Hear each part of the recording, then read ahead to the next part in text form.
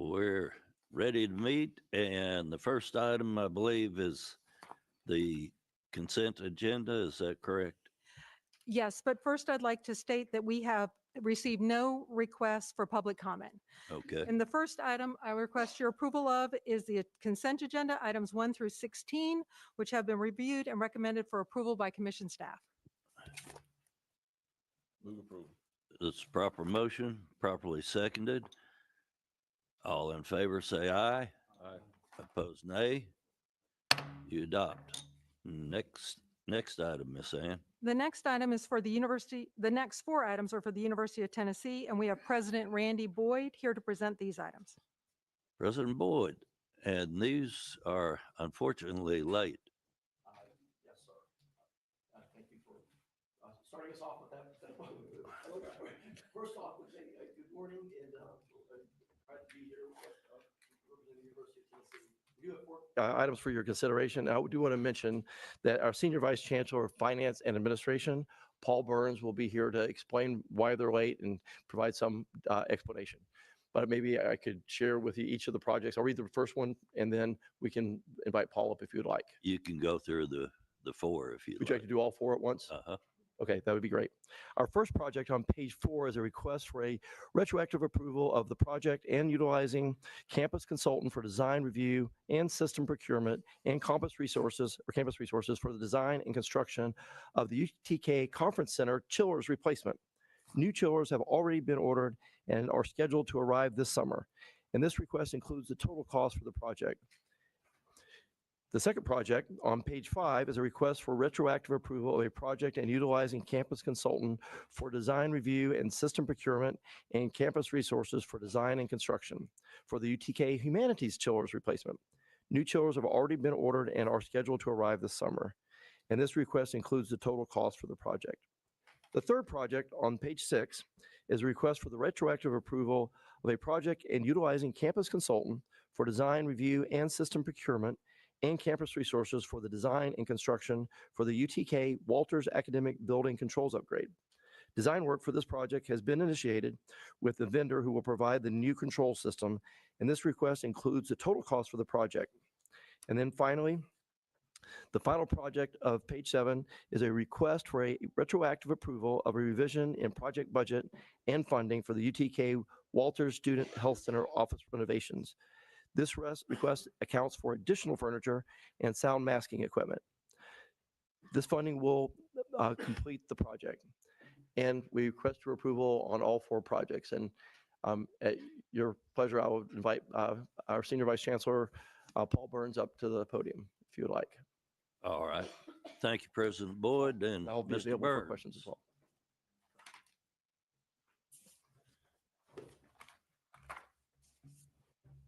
Lieutenant Governor, thank you for having me here today. I wanted to apologize for the conflict we've caused with the purchase of these chillers and the actions we were taking to get the Walters Academic Building Controls underway. It was certainly not intentioned. I am taking steps to address it myself, and I'm happy to talk to you about all of them. What questions can I answer for you today?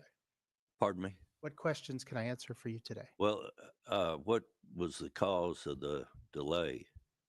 So for the 4 chillers, we have 81 chillers on the Knoxville campus at various states of efficiency. The 4 chillers we're talking about are over 30 years in age and nearing the end of their useful life. The current lead time on a chiller is at least 9 months. So one of my staff, with the very best intentions, ordered 4 chillers for these 2 buildings on an open purchase order, and back in September. Those chillers were about $400,000 each, and they thought that they were below the threshold and acting appropriately, whereas clearly they were not. We're going to make sure there's not an open purchase order in advance, and we're also going to ensure that going forward, the projects take into consideration not just the professional services, but the materials, the equipment, and all the professional services associated with the project. Okay. Do we have any questions on the? Yes. Yes, Commissioner. Thank you, Mr. Chairman. Just a couple of questions. Thank you for that explanation. I appreciate that. I think if I'm reading this correctly, that is the first two were about chillers, which is what you just explained. The other two, I'm not sure if the third one, it says HVAC equipment controls. I don't know if that's the same issue. And then the fourth one was also retroactive, and it was space for mental health offices. So sounds like a different procedure, different issue, different problem. Can you kind of talk about those also, please? They are different. And if I may I handle the last one first? Okay. I have no defense for the last one. We were over on budget by $10,000 for AV equipment and furniture. We have the funds for it. However, that lack of control is not appropriate and not okay. So I have no defense, no excuse for why that happened, and we'll be taking steps to ensure we're more closely managing those projects going forward. The Walters Academic Building and the controls on that, again, that is an opportunity for us to improve what is a very important building for us. And the controls provide a cost-saving opportunity and also allow us to improve the performance of the building for its inhabitants. We sought to pursue that through a turnkey contract, which would include the purchase of the controls plus the design for the controls. Again, I think it's one where enthusiasm exceeded the appropriate act. And again, one of the things that we're going to do to manage those three projects is there's a meeting right now between a member of our facility services team and our Department of Capital Projects. They meet every 2 weeks. I'm going to join that meeting until I can ensure that the process is under control. Thank you, Mr. Chairman. Comptroller Mumpower. Thank you very much. Just checking in and kind of course, I'm glad to hear you talk about controls. Controls are very important. My office talks a lot about controls. To your knowledge, is this the last retroactive approval you all asked for? Are we caught up? Is there anything out there pending that hasn't been noted yet? I'm not aware of any others. And my colleague affirms that that's to be correct. Very good. Thank you. Further discussion? I'll move approval of the items. Second. That's proper motion, properly seconded. All in favor, say aye. Opposed, nay. You approve. Thank you. Thank you, and we hope that this doesn't happen again. I would like to see you under different circumstances. I Well, look thank forward you. to that. Thank you. Thank I'll you. just say thank you, and we guarantee that it won't. Thank you. Thank you, President Boyd. Miss Ann, next order. The next item is for the Department of Environment and Conservation, and we have Deputy Commissioner, General Counsel Jenny Howard here to present this item. Good morning. Commissioner Howard, glad to have you with Yes, us. Thank you. Good morning. Thank you, Ann, Lieutenant Governor, Commission members. Commissioner Salyer sends his regrets. He is next door presenting our budget. The Department of Environment and Conservation has one item for your consideration today, which is located on page 8. We're seeking approval of a revision in scope, funding, and the early design phase as presented by EOA Architects for the Lodge reconstruction project at Henry Horton State Park. The revision in scope includes the demolition of the existing swimming pool, pool support structures, and the former restaurant. Funds are being reallocated from administration and miscellaneous to construction costs and the designer fee lines to accommodate the current estimate. Therefore, there is no request to revise the total project funding of $89,990,000. We understand that with the demolition of the pool, we're removing an existing amenity from the community. TDEC's committed to continuing the conversation with Representative Warner, Senator Hensley, Mayor Kinney, and others in the community on the plan to invest in recreational opportunities. I'd like to introduce Michael Murdoch from EOA Architects, who's here today to provide an early design phase presentation, unless you have questions. Mr. Murdoch.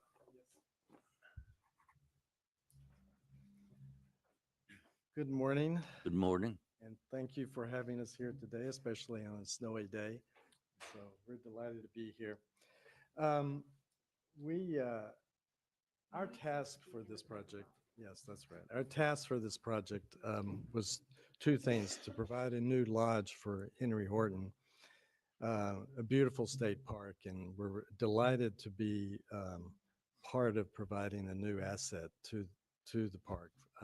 But the other one was to create a new entrance to the park.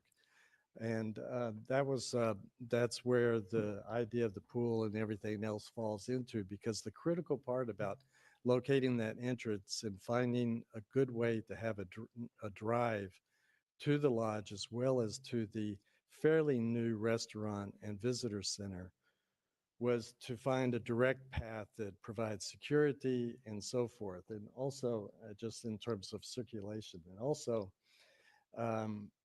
we needed to find a place to locate the lodge that really worked. And this really helped because there's the Duck River there and there's a meadow that's part of really our view shed for the building. So this is just a site map of the existing site, Highway 31A, Nashville Highway that connects to the park. Henry Horton Golf Course is on the left side of your screen there. And the new park is located on the left side. The entrance right now to the park doesn't provide you a direct access to the new restaurant and visitor center. So what we ended up doing was pulling down the entrance where it basically, and this was the appropriate place to do it because of the old restaurant that's being removed and the old hotel, which we're maintaining until the new lodge is built. So Henry Horton, as far as staying there, will remain in operation.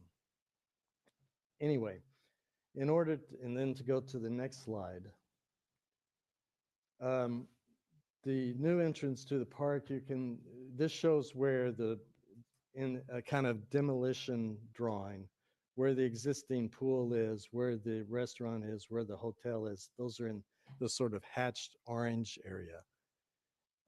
There is a direct sort of tree-lined boulevard that now allows for, you come into the park, you have clear access to the parking for the restaurant and visitor center. You continue on, there's another drive that provides access to service, which is shared by the restaurant and the new lodge.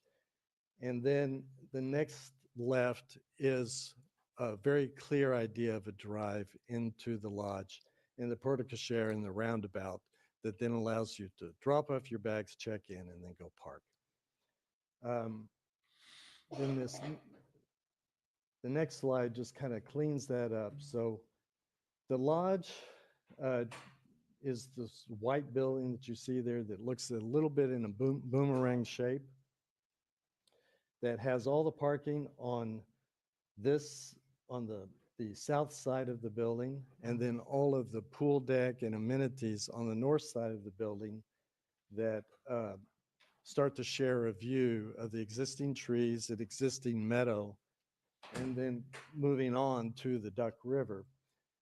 By allowing for this drive to be here and having this kind of clear access, it allowed us to turn the building and pull the building a bit south so that we were outside of the floodplain, outside of the meadow, and on more native ground. So it actually helps us with the construction of foundations and so forth. That was a little bit more complicated if we didn't do that. So we feel like this is a very good plan. Additionally, what it also allows is that you drive in, you have clear idea of the restaurant, the visitor center, the lodge, you can continue, and there's a drive that loops around the park that connects you to the other existing buildings, the picnic grounds, the campgrounds, and other, the Duck River and other elements already existing on the park. And then you're allowed to take that loop all the way around and then clearly come back outside the park. So from a circulation standpoint and just making a clear idea about how this park works, everything new to the park being visible, we found it to be great. Now just talking about the architecture a little bit. On the left is the new but existing visitor center and restaurant. You can kind of see from the shed shapes, gable shapes of those roofs, that we tried to continue this with the new lodge. However, it's a much larger building. It's 4 stories. It's 103,000 square feet, contains 76 bedrooms, banquet and other items, which I'll mention in a minute. But we did try to, when doing the architecture, we tried to look at all the architecture that exists in the park, the skeet shoot, the picnic pavilion, and other items still remaining on the park, and think about those architecturally and pay homage to them while still being new. This is our front view. And this is the idea of, and we dubbed this Big Sky, which is Big Sky Lodge. And basically the idea of a lodge, you have big roof, you have stone walls that frame it, and in the middle there, it's framing the sky. And that gives you a hint of you're coming up to this lodge and there's something else, which is the Duck River in the middle, that is beyond that. So while we are doing a fairly large building that's kind of encases that area, we also wanted to make it very clear in terms of its accessibility and visually its accessibility to the other parts of the park. This is the drive up to the portico share, the drop-off area here. And again, you can see just the glass in the front and the glass in back that is framing the big sky. This is another walk that goes directly to the restaurant. We have 76 bedrooms of kings and queens, and then family rooms. On the right side here is all guest rooms. On the left side is our banquet spaces. It's can be one big room or broken up into 3. The main lobby is in the middle with a clear idea of where reception is. This is your first view to the lobby, and the idea of the hearth being the kind of first welcoming visual that you see. And then immediately as visible as that is the reception desk on the left, the bar on the right. So this is the kind of sittering space. And it also, again, continues the idea of going out to the grounds beyond. This leads you down the hall. The reception is right here on the left side, leads you down to the hall to the banquet rooms and the pre-function area. This is flanking the other side of the lobby is the bar. And this just gives you a little bit more detail about that. The gift shop is close to the reception desk so that that's able to be manned at all times of day. And also there is just in that same area is a continental breakfast, because we're only doing continental breakfast for this lodge since the restaurant's right there for serving other times of day. This is a view, just seeing the bar on the right, a kind of nighttime view in the lobby space. View down the pre-function and the breakout area onto the outdoor deck for those banquet rooms. This is one of the views of inside the banquet rooms. So there's 3 main doors that archways that open into different parts of the banquet rooms, breaking it up into 3 sections. This is on the deck looking back at the pre-function area. Second floor has a kind of balcony mezzanine overlook of the lobby. There's a library on the right side, just a little reading nook library on the right side of the lobby. And then the administration area is on the left side of the lobby with some meeting rooms over there and restrooms. And then this is outside on the deck. We call this the north porch, which is the seating area just right outside of the lobby and kind of centers the activity around the outdoor deck and pool. Nice shot. On the third floor, in the middle here, the lobby is 2 stories, and then on the third floor, we have an outdoor amenity deck event space, which would allow for small weddings and other kinds of events out there. So it's an outdoor area, but then there's also a smaller room that just is also kind of an amenity space that allows for when it's inclement weather that you can be utilizing that room. This third floor is the first floor where we have guest rooms on both the left and right sides of the building. This is outside on the amenity deck looking out toward the Duck River. Another view there. Fourth floor, again, guest rooms on both sides.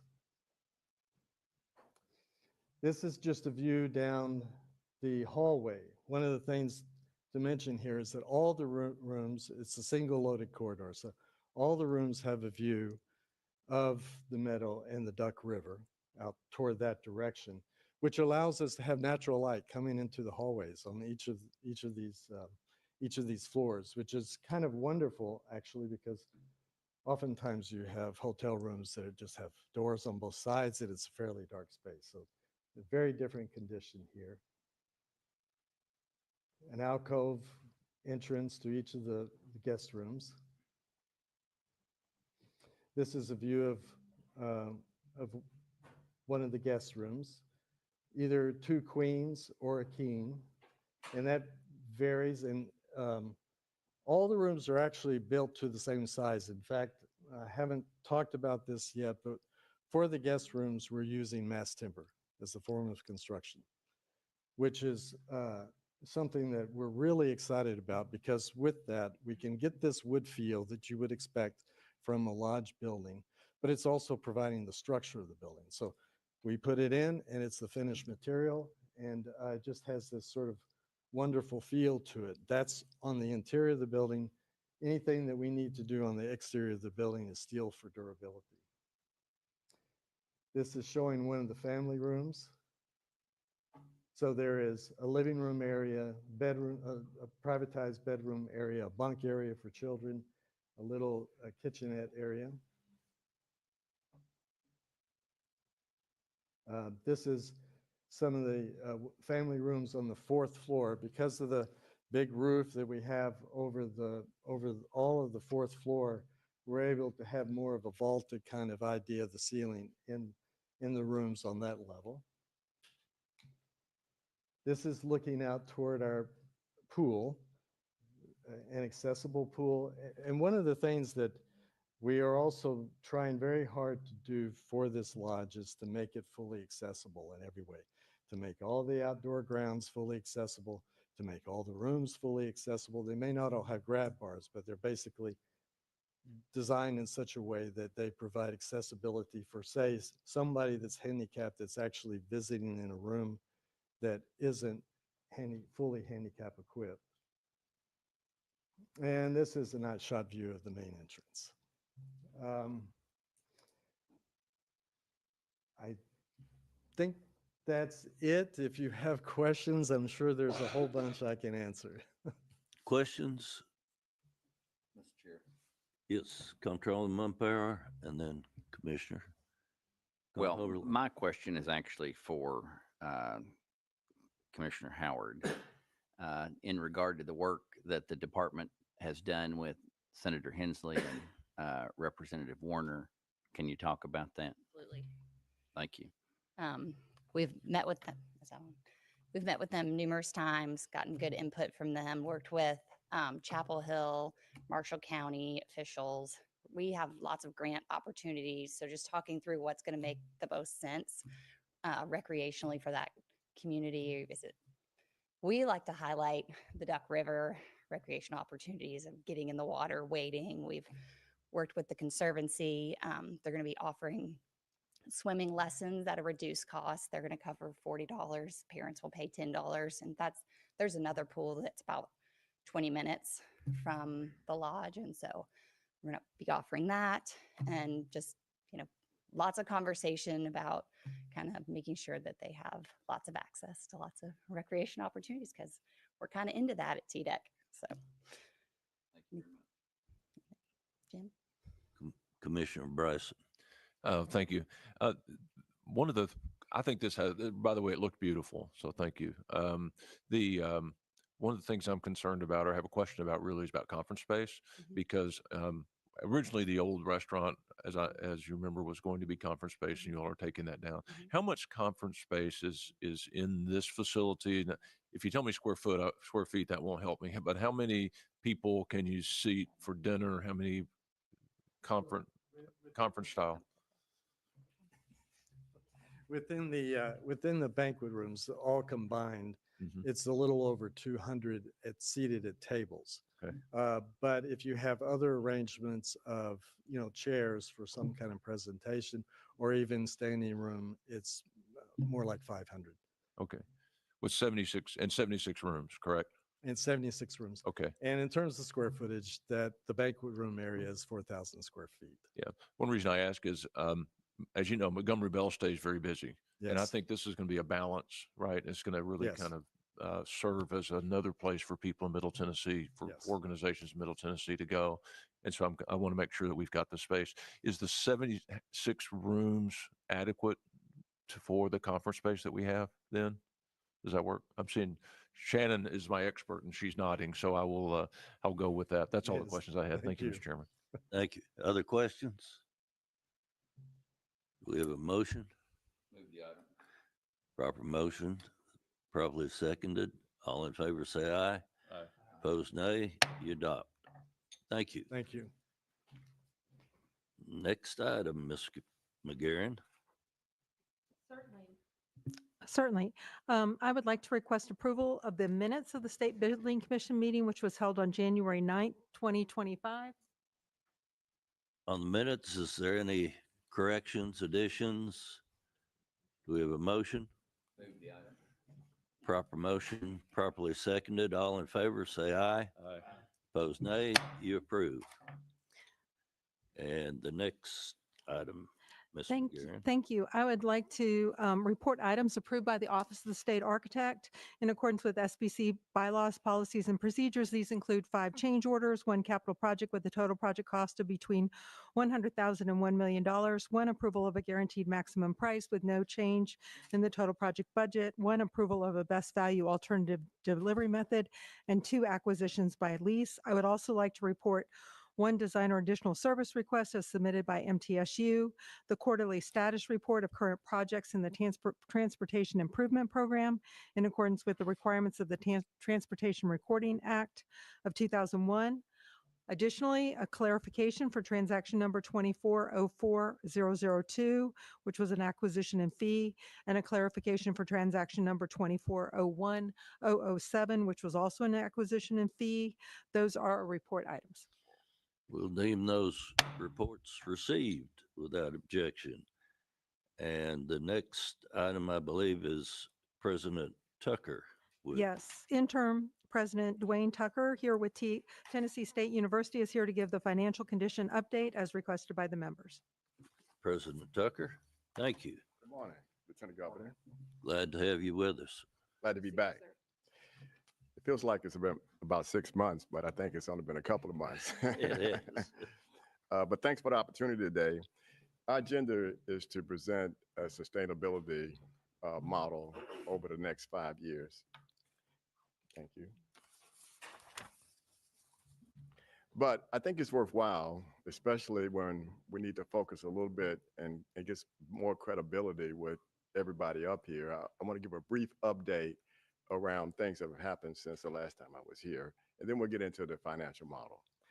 With that, I'm pleased to announce that the TSU Board of Trustees and myself completed financial excellency on training on 1/31/2025. One of the things I think a controller brought up at that meeting was everything had to go very well in order for us not to run out of cash before the designated time that we communicated. And I'm pleased to say that We've actually picked up a little time in the air, and we feel comfortable that the cash flow looks good through May, June timeframe, just to confirm. Spring enrollment is outperforming budget by 600 students. One of the things that we talked about last time is the need to reset the culture at Tennessee State University. And part of that was to be more transparent about the challenges that we have. And then more importantly, to ensure that we have accountability to execute on the things that we say we're going to do. With that, I restructured the cabinet because of all the resources that we have that have been very successful in helping us achieve some progress at the university. And I do want to call out THAC for the resources that they've provided. And with those resources, I feel very comfortable that for the fall experience of our students who enter Tennessee State University, they have a real good experience in terms of financial aid. Hopefully nobody on TikTok saying, hey, I never went to Tennessee State, but somebody gave me a check for $5,000. We feel very good that a lot of progress has been made there. And I want to call out Leah, who is the TAC executive who's been working with us on that. With that, one of the challenges that we need to solve at Tennessee State is the backlog of audits that are outstanding. And I want to send a shout out to the TBR. That would be Valerie and Alicia, who have been embedded in our organization for a period of time now. And they're helping us bring credibility to resolving those outstanding audits. So we made progress on that area too. Going back to the cabinet for a minute, the reason why that's important, in order to get the accountability, we've now expanded the cabinet to the next level down below, because I want to break down some of the silos across the university at Tennessee State so we can make more collaborative kind of decisions about resolving some of the challenges that we have. And I think we made quite a bit of progress in that so that we can move forward with decision-making somewhat quicker than in the past. Our Board of Trustees has also met with our provost, and you're going to hear a little bit about this shortly in an update from Jim on our financial plan about reviewing low-performing programs at Tennessee State University. The last thing I really want to say is that since I took this job full-time, I'm just impressed with the quality of the students that I talk to at Tennessee State on a regular basis. Sitting right behind me, representatives from the student government leadership. Thank you. And then also I want to make another announcement about bringing some extra expertise on to the university that's very critical to our long-term success.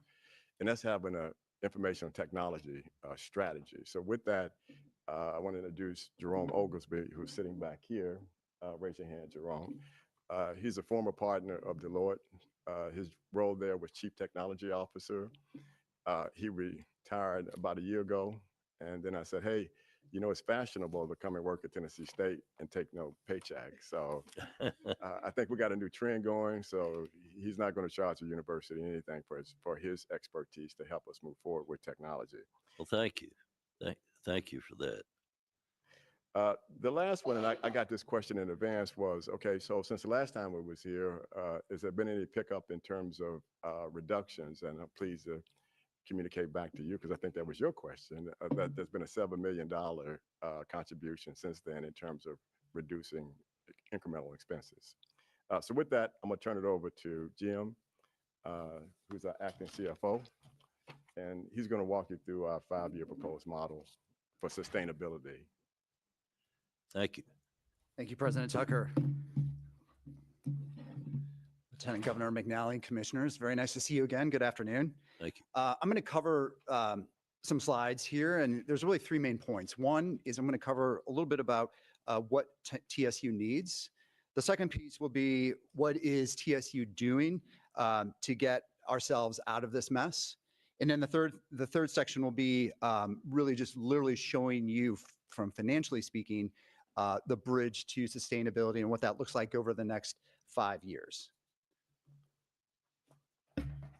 So with that, first thing, what does TSU need?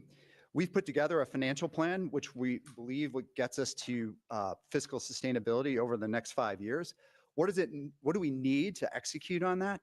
And really, it's an expanded use of the appropriated funds. If we go back to 2013, Governor Lee and a lot of you all on the commission, you were supportive in providing Tennessee State with $250 million of funding, primarily for capital improvements. What we need here is a expanded use of those funds. And right now, where we look at that in terms of the accounting, I'm going to go to that middle box there. You see there's $250 million that was appropriated. We have about $63.3 million that is either committed to capital projects or have already started. You'll note there's $32.2 million related to that ag building that was used, that we had traded some ARPA funding earlier in the year for that. So we left that in there in the 250. That gives us about $154.5 million left of that appropriation. This would be no new taxpayer money. We're simply asking or seeking to change the color of the money, if you will, from a capital standpoint to allow us to use that in an operating standpoint. And that would be operating over a 5-year period? Yes, sir. And I will get to that when I come to the projections in a few minutes here. We believe this allows Tennessee State the stability to get back on our feet financially. Also allows us the opportunity for all of our stakeholders to keep us honest about what we're doing and to be held accountable and transparent to our students, to our parents, to our faculty, to our staff, to our alumni, and to the taxpayers of the state of Tennessee over the next 5 years. So let's talk a little bit about what are we doing? What is Tennessee State doing ourselves to get out of this mess? And really, it's 3 major items. The first one is scholarships in the way that we look at scholarships and work with scholarships. The second one involves personnel cost reductions. And the third one involves non-personnel cost reductions. And when you sum up the total of these initiatives, it's around $32 to $35 million. And this is over the next 2 fiscal years. Before I go into too much detail, while on its face, these seem very commonsensical, there is some hard decisions that need to be made and some tough things that need to be done to execute these things. Number one, first of all, is we need to change the way we're doing business at Tennessee State. There are some habits that have been developed over the last several years, some bad habits that we need to change. People need to be accountable. People need to have a sense of urgency. They need to understand who the customer is here, the student experience. They need to understand parents in this, and they need to be very much attuned to those. So that is changing the way we do business than we have in the last few years. That's the first point. The second point, and probably even more critical and more hard, is that lives will be impacted from this. When you look at these cuts, these personnel cuts that we have listed here between non-instructional and instructional staff, that's about $11 to $13 million over the next 2 years. That's on top of the $6 to $7 million that were done last fall. I do want to make one final point before I move on from this. And President Tucker brought it up in terms of the financial exigency discussion. We can execute all of these things without having to declare or file financial exigency. We've done some work in looking at that and what do we gain from filing financial exigency, and we believe it's about $2 to $3 million. That would be in addition to the $32 to $37 million here that we've already identified, and we just believe that trade-off of $2 to $3 million, when you think about the disruption and what we're trying to do here in terms of building stability that financial exigency brings, it's not there right now. It's not to say it's not off the table. It's not to say that we get down the path and we're unable to execute on some of these. Do we need to fall back on that? Very much so. It's just right now where we sit as we look at this plan, that's where we're thinking. Quickly, I'm going to touch on real fast on scholarships. I talked about scholarships, and many of you have seen me present the scholarship chart, and here's a much even cleaner version of this. This is the historical discounting rate. When you think about discounting rate at universities, these are the scholarships that were awarded to students. And over the last 5 years, you can look, actually in 21 and 22, Tennessee State trailed below the LGI average. And then you see in 23, 24, and 25, it just shot way up. We've talked about this previously. You've seen other charts that I've done on this. What are we going to do to fix it? we're working, the first thing is that we're going to impose a scholarship cap on each new freshman cohort class. So starting in the fall of 25 freshman class, that freshman class is going to have a 20% cap, if you will, on the fees or on the tuition and fees that will be allotted to scholarships. What will happen is that will work itself off over time. Each other freshman class that comes in will be subjected to that same cap, so that 4 or 5 years from now, 6 years from now, we are in this range of it that you see in fiscal year 30, where it's a projection of 62 million of net tuition revenue and on 12 million of scholarships or discounts, where, as you can see back in fiscal year 25, where we're current said, it's about 50-50. One other item to note, we intend to keep the promise that we've made to students. If you look at 25 and 26, there's about 17 or 18 million dollars of scholarships right now for students that are juniors, seniors, that we intend to keep that promise and honor that and help them be successful and graduate.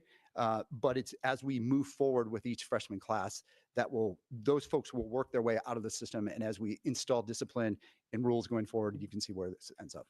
That's how we're looking to fix scholarships. I won't spend a ton of time on this slide. There's a lot of words here. It's not conducive to this format. I can just say that President Tucker touched on it in his opening remarks with Provost Melton. We are looking at programs. We're looking at low producing programs.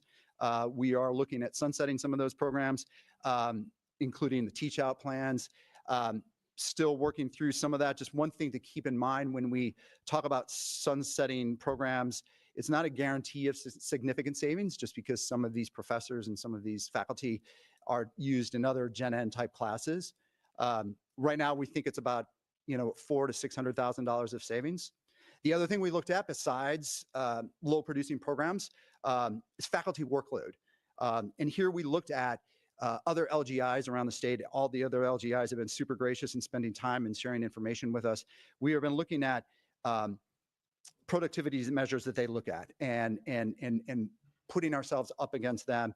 And when you do that analysis, there are some things that we can be doing there. We can be optimizing some of those workloads a little bit differently, and believe we can get about $4 to $5 million in annual cost savings on that front. All right, my third piece, moving into the actual, what I call the pro forma. This is the fiscal view of Tennessee State over the next 5 years. And this is what our bridge to sustainability looks like. Given certain assumptions relative to enrollment, revenues, scholarshiping, expenses, including baking in the things that we're working on ourselves. This is what the next 5 years would look like from a financial standpoint. One thing I'd look at is if you go down to literally the bottom lines, the two bottom lines, what is the bottom line? The two bottom lines.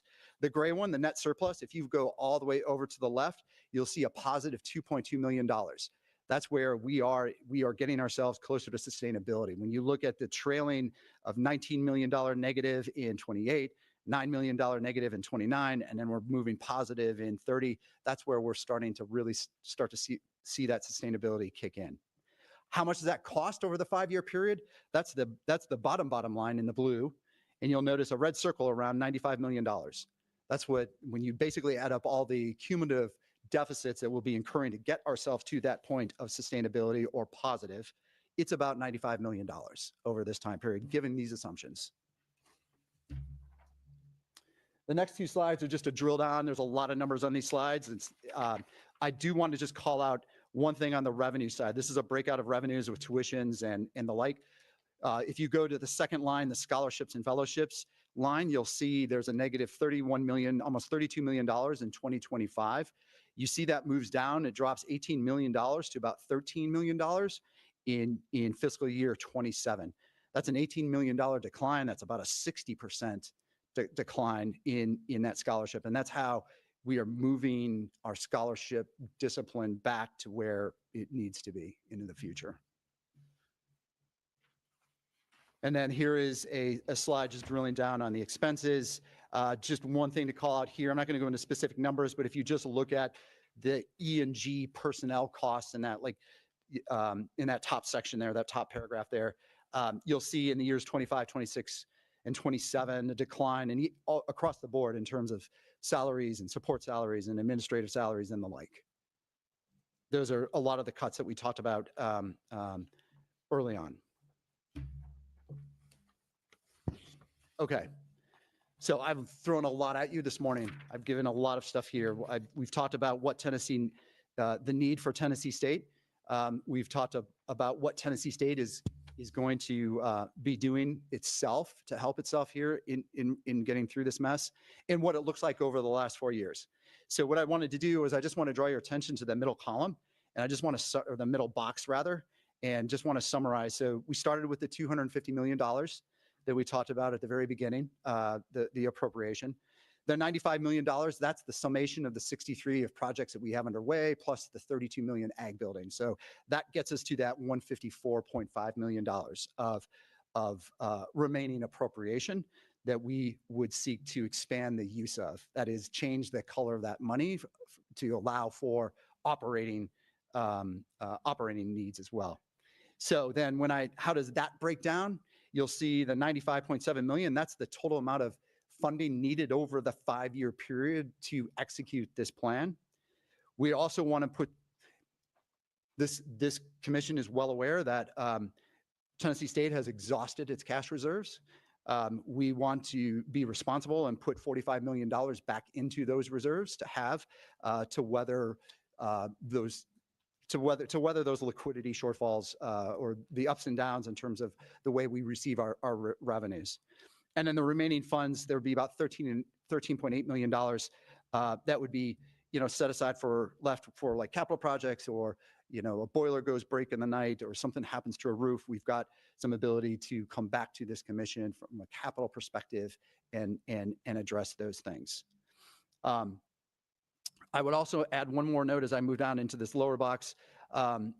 If Tennessee State is executing on its plan, if it is being accountable to all the various stakeholders and contingencies that we talked about, I want to talk about the 544 for a moment. As this group knows, back in 2021, there was a bipartisan legislative committee done, the Joint Land Grant Institute Funding Study Committee, where they looked at the historical funding disparities in matching federal funds for land grant institutions, and came up with about $544 million, what was found. Again, if we are executing upon our plan, if we are doing the things that we say we are doing, we intend to come back at some point down the road and look at the remaining $294 million to go back and address some of the capital needs that we are going to have to work through over the next 5 years as we use the 154.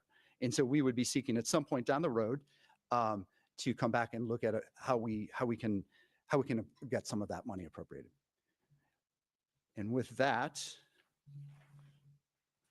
I will hand it over to President Tucker to close us out. Yes, and just to add on to Jim's comments, we want to find a way to operate within the discussions that have already been taking place for a few years around underfunding for Tennessee State University. I do believe it should come with some credibility around performance and executing on the things that we say we're going to do. But I do like for the legislators to contemplate and think about how to appropriate, based on our performance, some of those additional funds that were identified in the underfunding committees that took a look at that. And the reason why I say that is because it's very important beyond just our cash flow needs to have some funds to do that. But if I talk to 10 families a day, the majority of them have the same question. If my child enters Tennessee State University this fall, will Tennessee State be around 4 years from now? That has an impact on potential enrollment of students. Hopefully we can all agree that without a sustainable model of funding that we can all agree to that provides some stability for the university as long as we perform, has an impact on recruiting talent. Because most good executives except for a couple I've been able to find that want to work for free, will leave a good job to come to something that's uncertain with a lot of interim people in charge with that. So the stability in the financial plan, I think, helps Tennessee State rise back up to elevate ourselves and be successful moving forward with our mission that way. So with that, I'm not suggesting to the legislators in this body today that we're seeking you to approve the balance of that original 544. But I think at some point that has to be put into a budget so that we can continue to invest in infrastructure. I think this has some shared accountability for everybody, and especially the university, because we can make an argument that the total deferred maintenance for the university is probably $500 million, $500 million.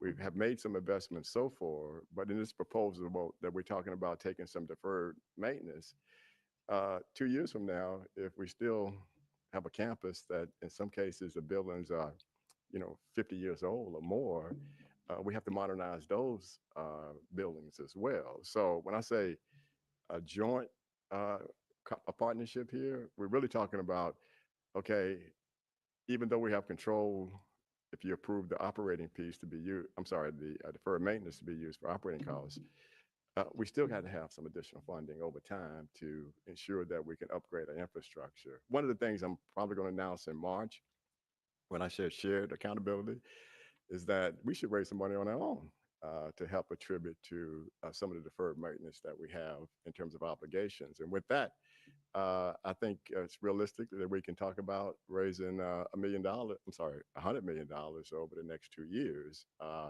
with a goal to achieve 50 million of that in terms of fundraising for this year and another 50 the following year, which gives us some additional cushion to continue making investments in deferred maintenance and infrastructure. So I think both of those has to go together in order to ensure that when we solve some of our long-lasting challenges that have been there for a while, that when students come back a couple of years from now, then there's a modern campus to operate off of with the right kind of investments.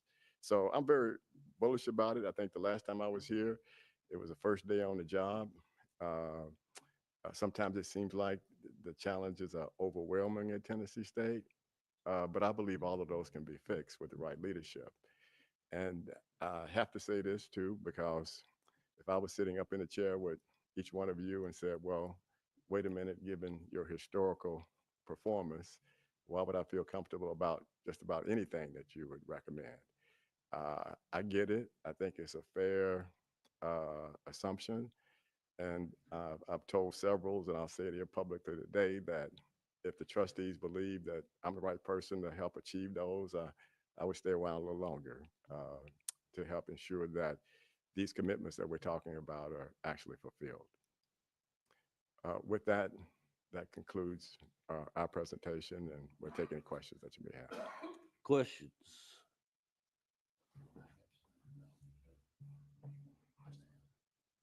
Let's see, speaker? Thank you. Couple questions. So of your student population, when you're talking about cap and scholarships, right, so forth, how many what's your student population of in-state to out-of-state? In-state to out-of-state, I'm going to say our in-state student. Just a percentage. It's about 50-50. So, okay. And so then of your in-state people, how many of those qualify for the Hope Scholarship?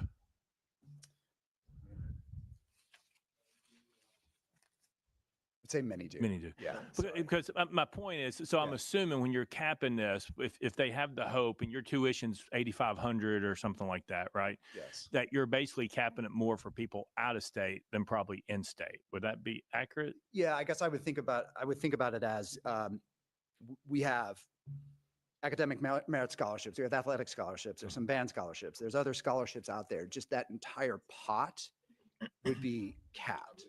And we would then figure out, athletic, academic, merit, what have you, whatever how that gets split out would have to be that's where we would figure it out. As far as Hope scholarships and other financial aid pieces, that's outside of this. Right. I was just looking because I think your out-of-state tuition's 23,000. It is. We've had the 250-mile radius thing that gets it down to about 15,000, I think.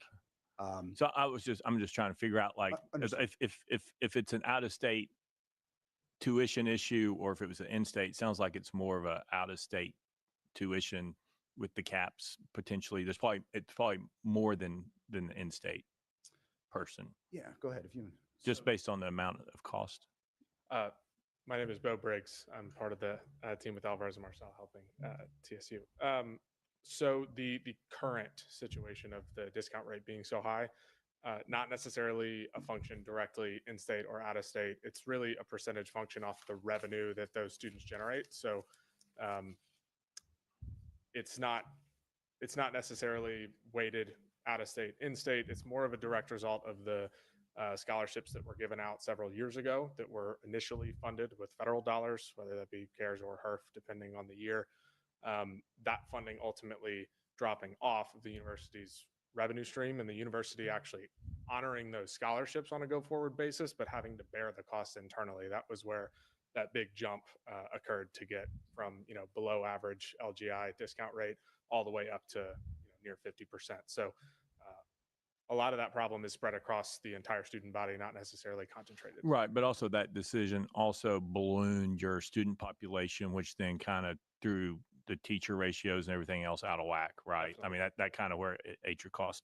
So my other question is, have you all done a tuition analysis of, as you're looking at the whole and so forth, of seeing where you're at, or is your tuition about right? Is it under where it should be? Is it over? And so you're having a diminishing return. Like, have y'all looked at tuition and what you may want to do in the future to hold it the same or propose an increase potentially as you're moving? Because that, if you moved in that direction. So the full freight out of state rate is higher when compared to some other LGIs and some comparable institutions. So our model does contemplate that in a few ways.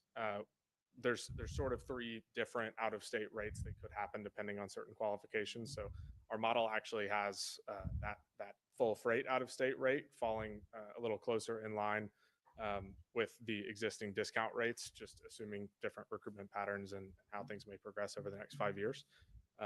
But ultimately, that's in a lot of ways a board level decision that I'm sure will be discussed at length. Well, what about you mentioned a lot about out of state? What about in state?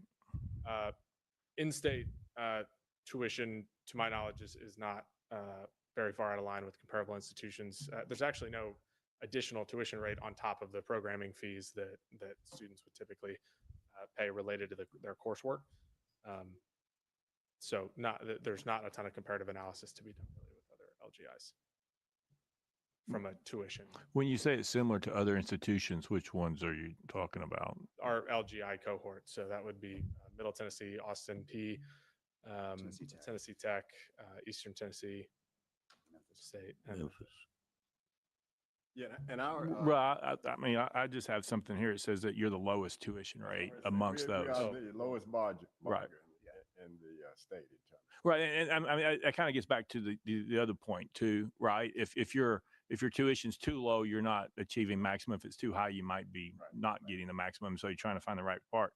And I mean, this is no reflection on anybody currently, but in the past, I mean, the documents that I have, what it shows historically, that the costs per degree appropriation, state appropriation to degree, TSU is higher than any other college or university in the state, the cost based on what we appropriate to it. And then the question is, well, how is that possible? And then you look at the administrative costs for TSU, which is anywhere from 20 to 25% higher than the average of any other college or university in the state, right? Which kind of gets you to the point of how much money goes to the academics part of the school. Once again, TSU is one of the lowest. And so it's kind of like the whole model in the past, no offense to anybody currently, is flipped. Yes. And so it's opposite of what every other institution has been doing in our state. It's been doing the opposite at TSU. And so as we move forward, I just think it's appreciate the plan, right? I think you may get there a little quicker if you look at tuition, because I don't know what that would look like, but I think you could get there a little faster. Yeah, last year we had I wouldn't call it a significant increase in tuition, but we did pass on an increase as the chair of the finance committee back then. Yeah. Yeah, so we'll go through that because I know TIAC provides a range of recommendations for all the universities. And I'm sure when we look at that, there may be an opportunity. Yeah, I mean, it's just something to look at, right? If you're playing out long term, comparing to other people, knowing that you might not want to be the same as everybody else, but anyway. That's a good point. But out of state wise, I think you're probably pretty close or higher than anybody else, right? I mean, I think you're off a little bit on that. The last thing is, and I'll say before I'll turn back over, is look, I'm happy to work with the State Building Commission legislature for the $150 million to be used for operating. I just think from the state side is there needs to be some type of process, like a draw. And so like to get you through here, here's what needs to happen, or here's where we want the goal to be. And then you have the next draw. And so there's a benchmark, I guess, for lack of a better term, as you go through it would require us to do legislation, obviously, to make that happen. But I also think from your standpoint and our standpoint, I think we want to be in good faith and say, that there needs to be benchmarks hit to get the next and continue to move on with your plan. And I agree with that, depending on what the final benchmarks are. But, at the same time, I love coming down here once a month, spending time with everybody here. We just want a little bit more flexibility to, in effect, run the business while we establish credibility.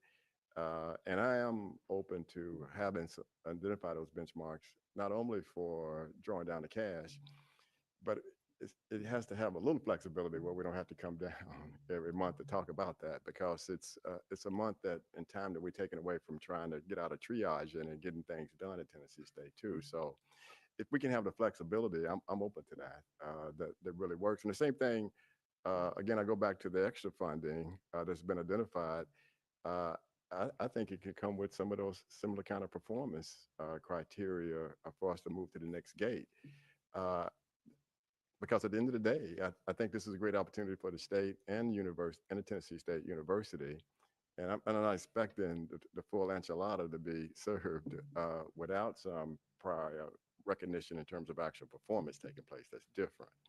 And I think we've had that conversation, and I am open to that. But if we can keep some balance on that, where we don't have to just come, every couple of weeks or every month to talk about using some of the cash that's already there in a thoughtful way. I'll leave you with this. So far in the short term that I've been there, I think we've been more transparent than anybody in the history of Tennessee State. For the first time, we've been able to get financials that we prepared for the trustees that actually show the performance against budget. I don't think those were provided on a monthly basis ever in the past at Tennessee State University. Most of the things that we're talking about today, I took time and the team took time to talk individually to many of the individuals here today, because again, we didn't want to just show up and say, here's what we'd like to do. We want to make sure that everybody has a view and can provide input into it. And more importantly, just show that we're putting it all out there, and we're going to be consistent as we go forward with transparency and being held accountable. No problem at all. But I think there's a yin and a yang on that a little bit. So if you are doing what you say you're going to do, and you establish that credibility over time, it should come with less restrictions, hopefully. Commissioner Mumpower. Thank you, Mr. Chairman, and thank you, Mr. President. I'm one of those people that's had the opportunity to meet with you and Jim and the team, and I have great appreciation for the work you've done in the short time you've been there. It's remarkable what can happen when competent leadership is finally in place. Quick question right off the top. You have a significant debt service payment looming in March. Do you, without any changes that we're talking about today, do you have the money to make that debt service payment? Yes, it's contemplated in the last cash analysis that we provided. Great. Thank you very much. In the plan that you have talked about today, and I believe, as you pointed out, the legislature has acknowledged, the $544 million. I acknowledge it. You have the first 250 of it. I have an economics degree, and in economics class, we always used to talk about things in terms of ceteris paribus, which translated means all things constant. And what your plan demonstrates is that over the 5-year period where you've built a workout, so to speak, it assumes that all things remain constant, that you don't have a serious breakdown, whether that's of a facility or a process, and things stay very stable.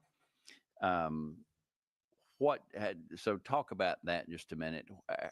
What kind of, in your mind, as you work this out, and you were thinking about the potential for something to go wrong and not stay constant, what was your thinking there? Well, I think it's incumbent on the university and what I would call shared opportunity for everyone.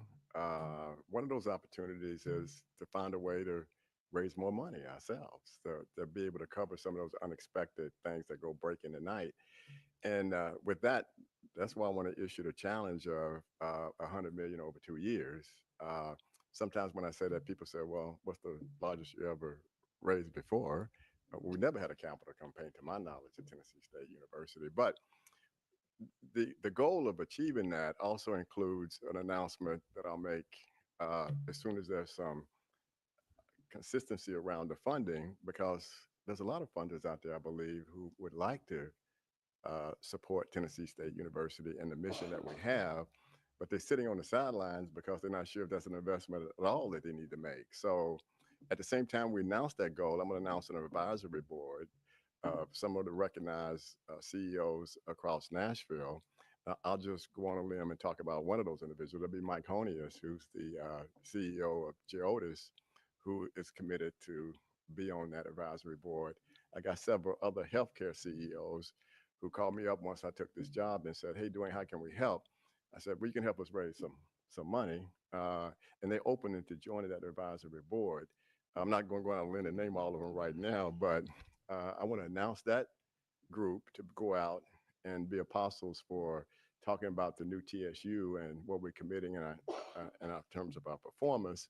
So I think we can get there because we're expanding the potential donor base beyond just our alumni.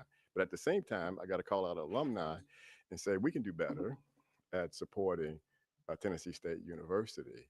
And I think between taking a look at our alumni giving model, taking a look at ensuring that we can partner with others that want to invest in Tennessee State, I think we can get to that $100 million over the next 2 years. So that helps for part of that. I think we have to be relentless on taking out cost and looking for efficiency gains as well. So I think that opportunity is still there, and it's not baked into the plan at all. And then I think when I say collective sacrifice, I don't think we're going to be giving increases annually above what's already been funded by the state. So that would be a hit to the compensation for others. So I think there's other levers that we can continue to play to ensure that if something does go break in the night, that we have other cost initiatives underway. Thank you very much. One thing that you noted in your presentation, and one thing that I know my auditors and I have talked about for many, many months, is a right sizing of the student population, which I think is you've demonstrated here you want to do. And the speaker, I think, very rightfully noted that your tuition rates can't stay. That's one thing that can't stay constant. They have to recognize the passage of time, and probably the 25% discount for the 250-mile radius has to be examined. But you all, I assume, are committed to, as you right size the student population, making the market-based tuition and fee adjustments that need to be made. Yes.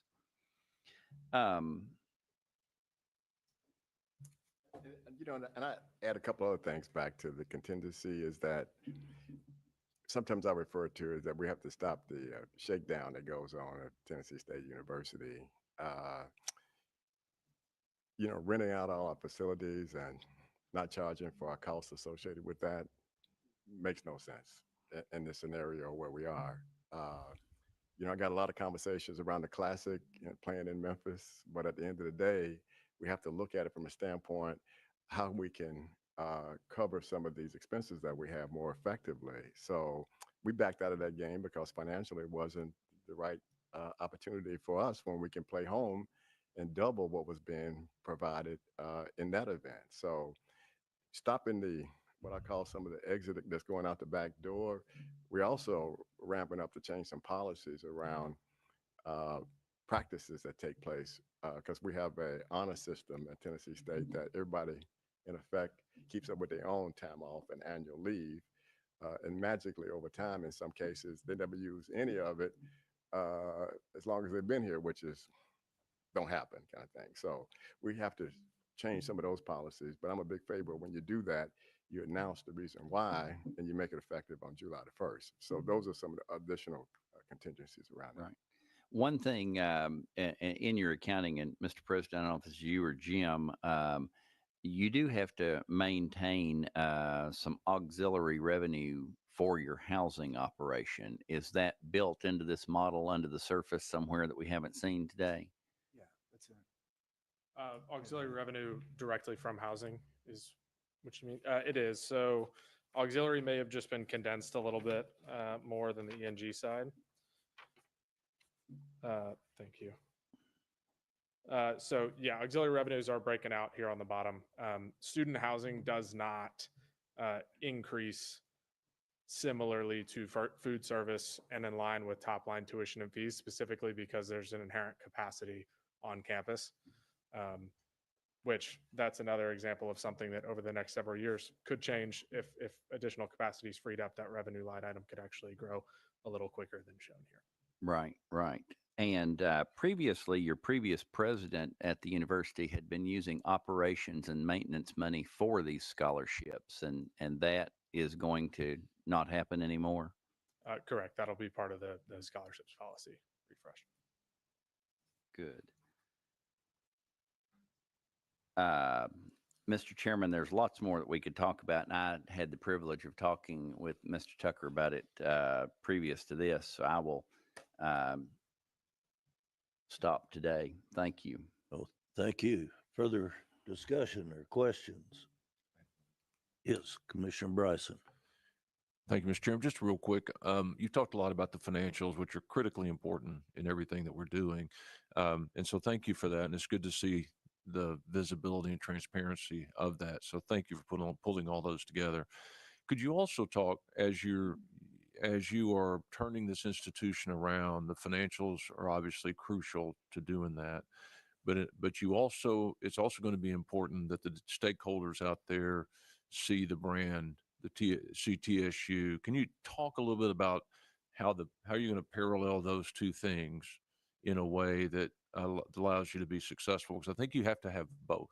You have to have both. And I think one thing I've learned about turnaround from 40 years of trying different ways in which to go about that, I think the first 30, 60 days are very critical. You got to sort of harness everybody to understand where we really truly are, because in the absence of not doing that, then you got people at different points of view about where we really are, which is gets in the way of moving the organization forward, right? So right now, in terms of the brand, I'm really working on it internally, because in my mind, if we don't get together and put in some processes and accountability, then it's always going to impact the external brand. And if you look at some of the things that I will call self-inflicted in terms of some of the things that makes the media coverage, it's our processes and our systems and how those aren't working well. So to me, the first 1A around the brand is fixing some of the internal processes that don't create a negative view of our brand. I think we're about another 30 days away from having some firm changes made. where we're not in that cycle about not meeting expectations internally. And then more importantly, I think we got to focus on the students. You know, some of the revenue that comes out of there, we're sort of raising the meal package for the students in a substantial manner to provide additional funds. I think we can do a whole lot of things around the university to put students first, and in terms of the reserved parking places that we have and changing those. Another student initiative that I have underway to help the brand is for our cabinet meeting that we have every Tuesday. I'm going to announce later this week that the student leadership group can actually come to the cabinet meeting with all my direct reports, and they get automatically the first 30 minutes to talk about things that we can do better in behalf of the student experience at Tennessee State. The third Tuesday in each month going forward, we're going to invite the faculty to come and have 30 minutes to talk about it. I think in the next 30 to 60 days, we'll see a lot of progress with that. And I think that gives you credibility with the outside world. I'll give you one example of that. Mike Honius, before I took this job, I was an executive coach for a lot of the senior executives around town and across the country. And so I was Mike's coach, executive coach. And the first thing he came to me when he tried to get $500,000 to Tennessee State University was whoever set up the meeting never showed up for the meeting to talk about it. So in my mind, we definitely have to make sure when we invite people back in to support the university that they have a good experience at all levels. And that includes students as well. So and then I think we'll pivot to that because a lot of people ask me, Dwayne, what's the strategic plan? I'm saying, well, we got to get out of intensive care. And then we got to quickly pivot to looking more strategically, but we're very tactically focused right now.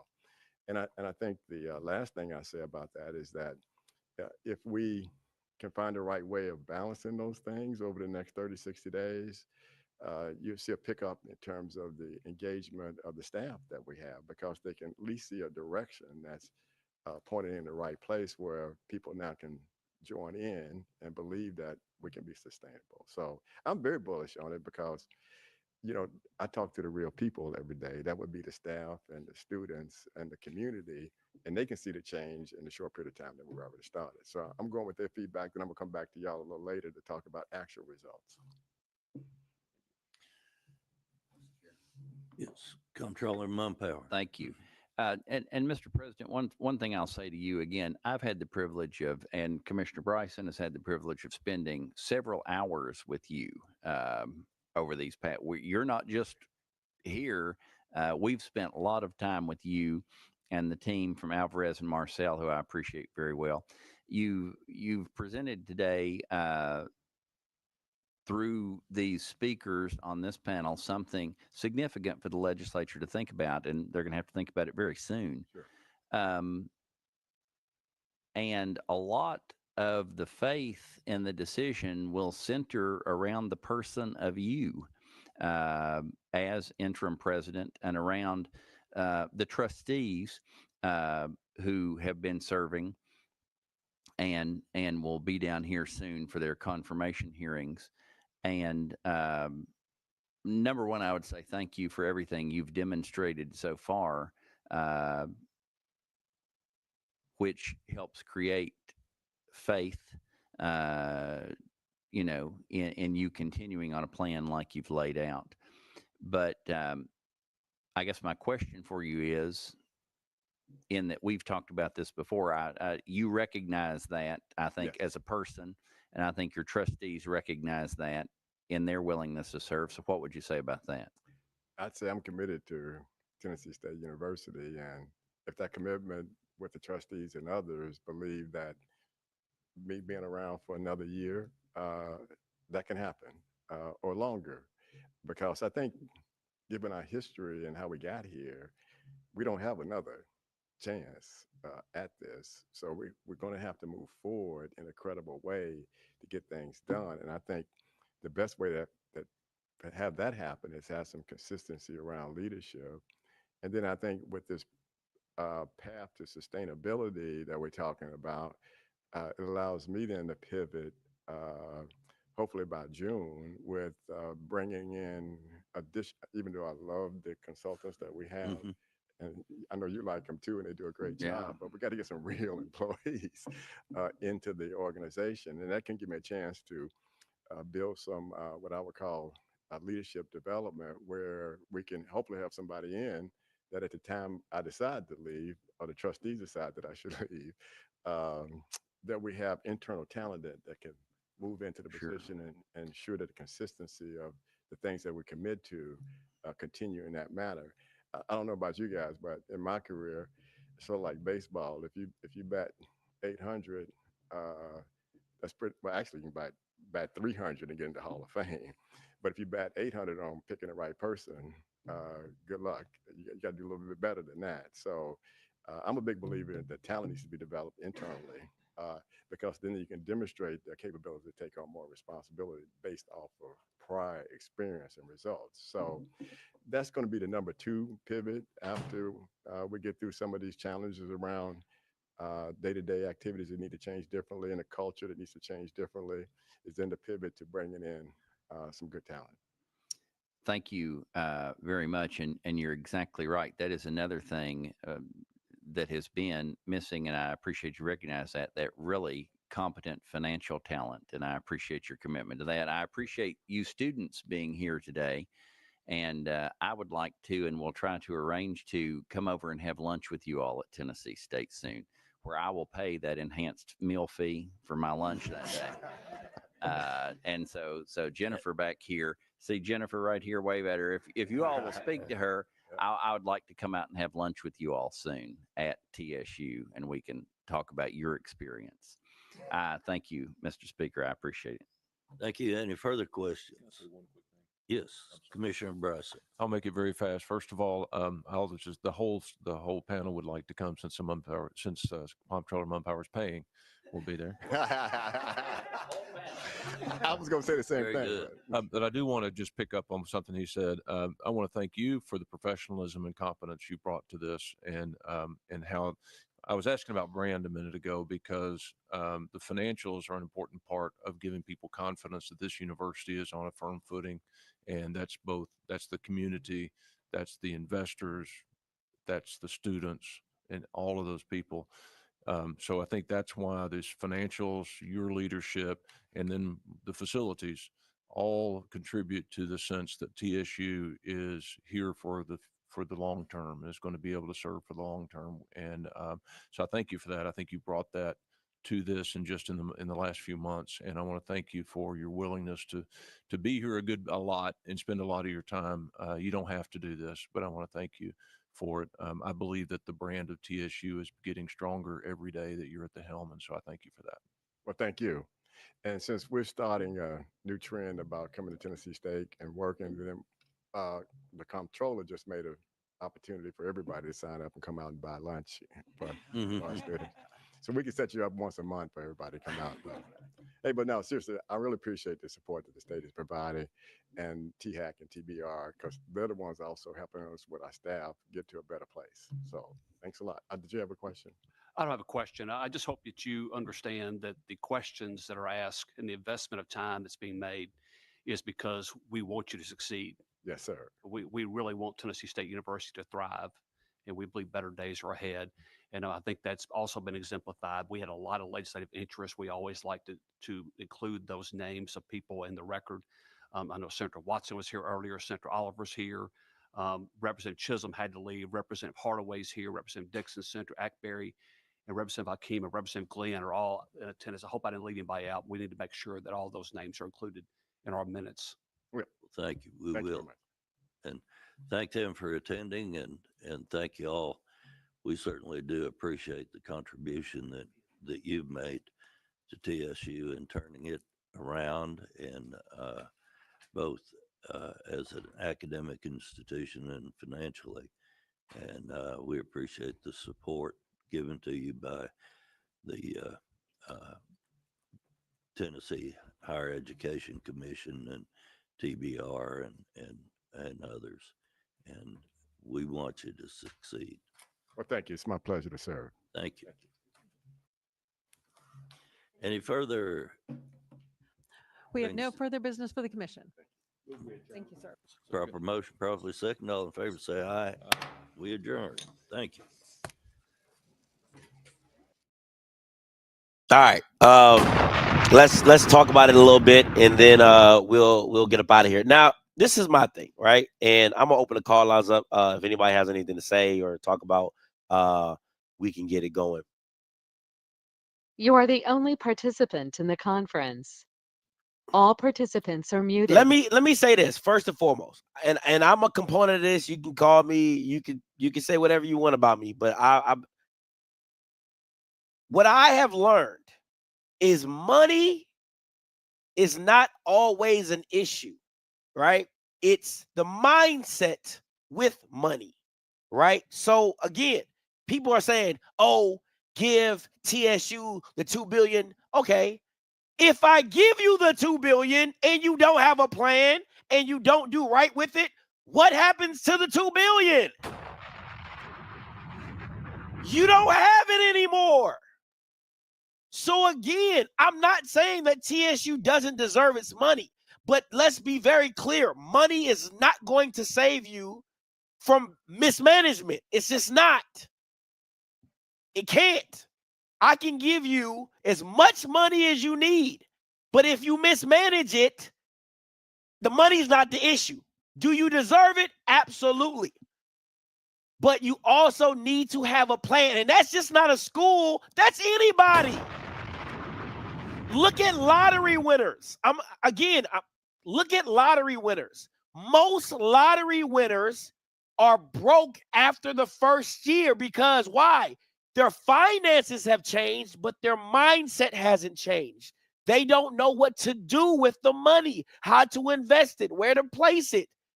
So again, if you have, and listen, I don't know the president, Glenda. I don't know Glenda. So I'm not going to speak ill will about Glenda because, boy, when I tell you, they was out there.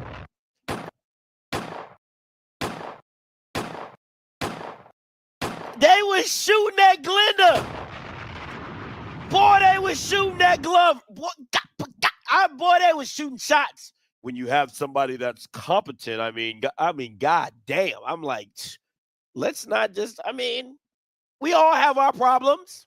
Okay, we all have our problems, but goddamn, don't do that. You know what I'm saying? So that's my little 2 cents on that. Now, looking at, listen, I'm not a politic person. I want to be very. I didn't take civics class. Okay, so no, I associates. Okay, associates. I didn't take civics class, but I am an expert in reading the room. Right?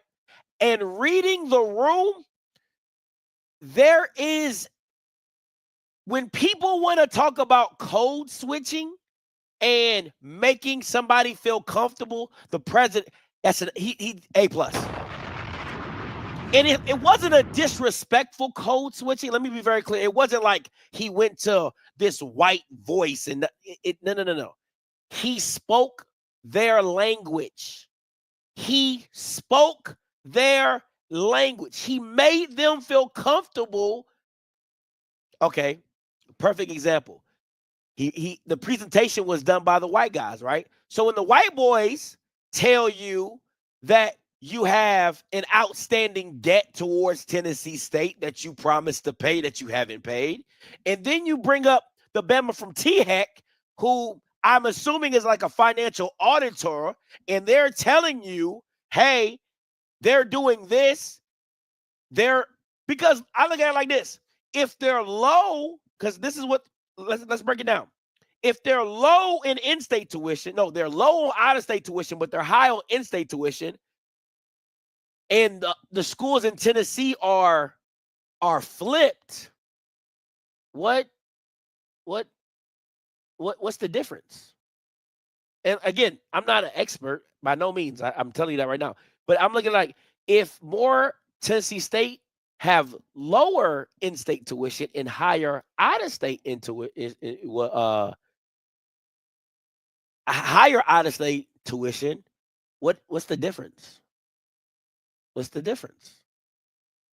I'm not a math guy. I'm just talking. Okay, I'm just talking.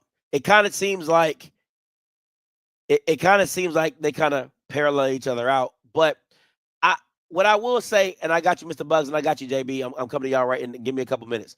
What I will say is this. What I liked about the presentation is the presentation was to the right audience. He played it to the audience. He didn't come in again, right? You can't come in like Black Panther when you don't run the rules.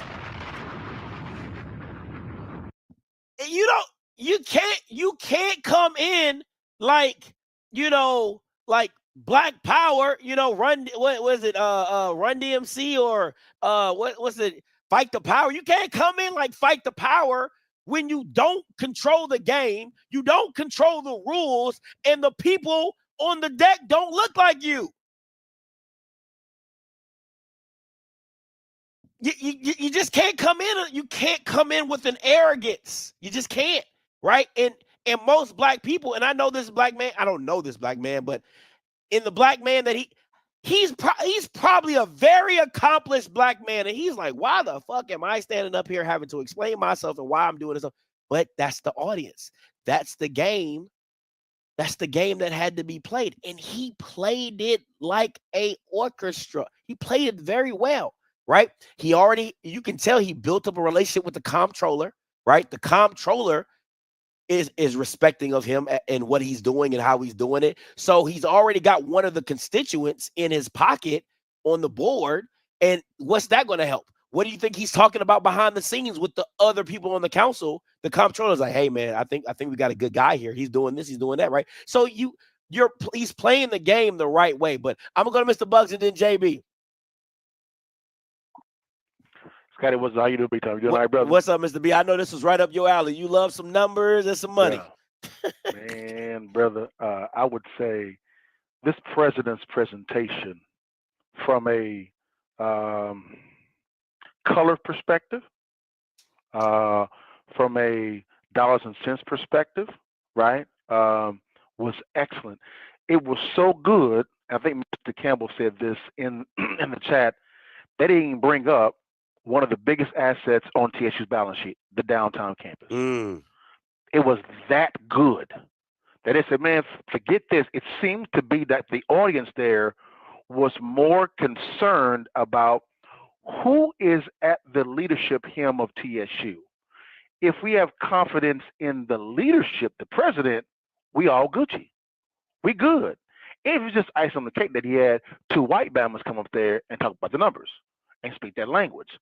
Phenomenal presentation to the point to where, because I had my eyes on the Tennessee comptroller, because he was pretty harsh the first couple times.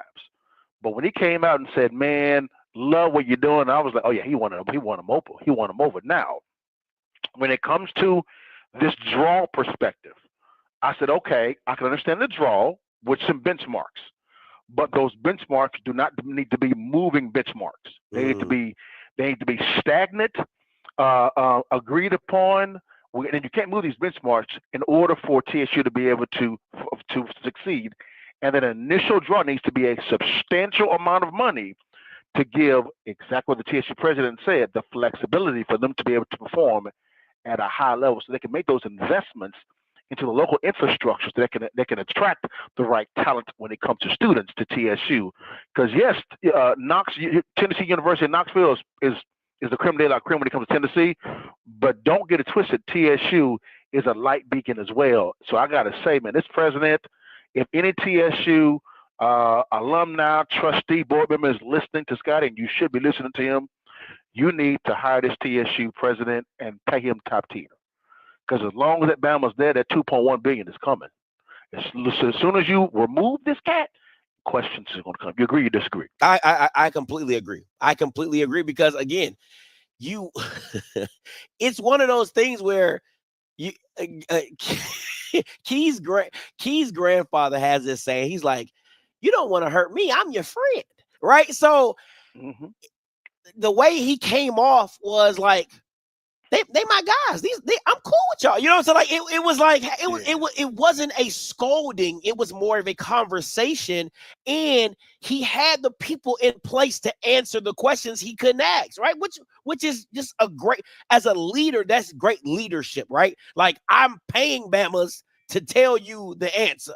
You know what I'm saying? So at the end of the day, you know what I'm saying? Like I'm paying these white folks to tell you what you need to hear and what you need to know.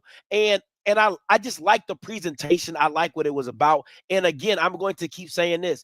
I'm not on the bandwagon of just hand them the money. I'm just not on that bandwagon. Now, if you trust this president to do it, which I wouldn't, if he's overseeing it, I wouldn't have a problem with it because again, and I'm going to keep it a buck. When he talked about people having meetings and then them people, when you're having a meeting, they're not even showing up. Again, like my grandfather used to say, how you do the little things is how you do everything. They're like that with emails. And I'm not talking about just TSU. HBCUs are bad at customer service. They just are. They're bad at customer service. So you cannot make me not believe that they had a meeting and then the person that was supposed to be at the meeting didn't show up to the meeting. You can't make me not believe that because they're horrible at customer service. They're horrible at the people that you're asking for money that you can't even have the decency to do right by them.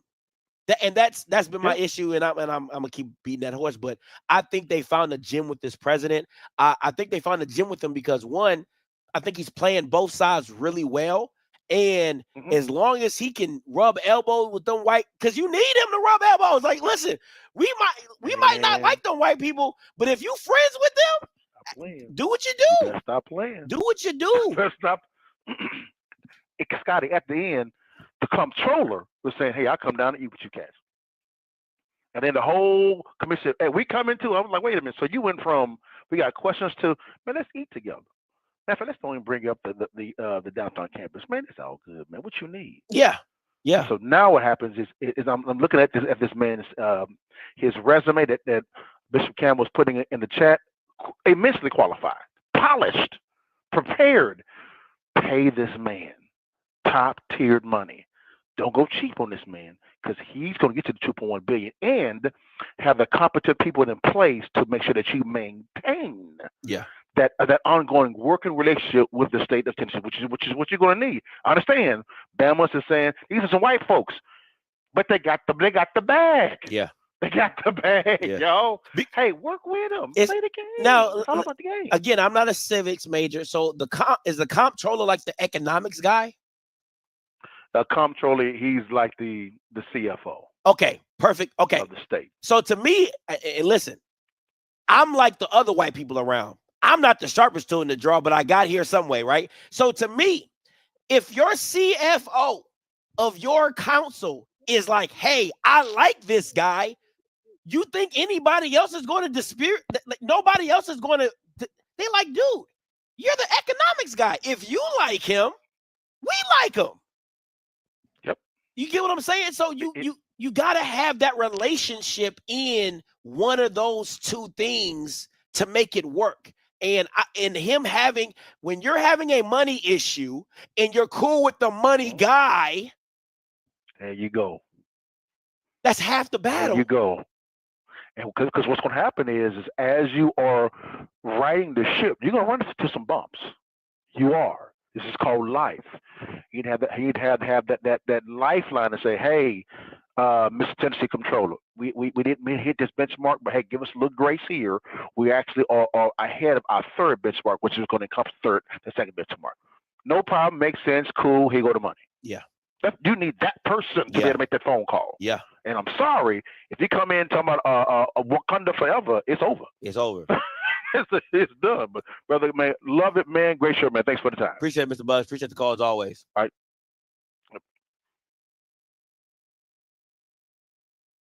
Hey, caller, you live. Damn, I just had somebody and they jumped off. Let me see if JB come back on here. If not, then I'm about to get up out of here. Listen, overall, this is the thing. If I'm just be honest with you, if I'm anybody in Tennessee State right now, I got Randy McNally telling my TSU president, We want you to succeed. I'm clipping that in every presentation. At the end of it, I'm going to play that video at the end. I want you to succeed. Okay. I'm glad you said that, Randy McNally. We need more money. I want you to succeed. I'm glad you said that, Randy McNally. We need more money. That's what I would do. Every presentation, that'd be me being petty, but you know, I probably wouldn't be cool. I'm actually pretty cool. Mr. Campbell, coming to you. Hey man, first of all, let me tell you why I appreciate you. Cause see, on a slow day, we got to show how businesses run with HBCUs. Good, bad, and different. This is important just to see. So as people, this doesn't happen just at Tennessee State. FAMU, Southern, Jack State, A&T, blah, blah, blah. And what they do is what they try to do all the time. They put it, which again, that's when government run, middle of the day, everybody's at work. Most people don't even get to see this. But now people can see this. And what I love about this brother right here, as they say, not only does this brother know how to play the game, he know how to play the game on both ways. Because you know what I love what that brother said? Hey, whoa. Now, y'all really owe us $2.1 billion. But I'm going to tell you what I'm going to bring this in. I'm going to get us $100 million. Now, when I get this $100 million, we need to talk about this $2.1 billion. See, that's how you got to play it. See, because what people want to do with HBC, all they do is beg for money. All they want to do is a handout. That brother said, no. I'm going to bring some chips to the table. Now, once I clean this shit up, now we got to talk about the $2.1 billion. Because, see, the thing, what he knows and what I know and all the HBCU know, see, what they try to do is say, okay, we're going to give you $250 million to run the show. But, bro, that ain't how it works. You already legally supposed to fund me anyway. The $250 million is supposed to be on top of that. Because you owe me that. So you're supposed to give me my funding that you owe me legally, plus the back pay that you owe me. That's how I catch up. Not that you say, oh, hey, it's just like Scotty, you work at a job, man. Me and you had this conversation. You work for 6 months. And then the guy said, well, I'm going to pay you all in one lump sum. No, you owe me that money. Yeah. You owe me that money. So my thing is, it's two parts to this. This is what we always say. What we're doing here is we can have our own private conversation. But what that brother did was a masterclass of how to sit up and make white folks feel comfortable. And everybody has went to an HBCU. We have all been in those meetings where you got to, and especially those, and see this, I got to say this. It's like that brother there has more degree than his grandmama oven. He is more educated than every one of those people on that panel. None of them read, and they like, even that read, oh, I have an economics degree. Now I bet you we go Google and see where he went to school. He is a low-level cracker. Excuse my language. He is not as come that brother, but that brother had to dumb that shit down, play the game, get the two white boys that he's smarter than. Hey, I need you guys to present the money and make the white people feel good. I love it.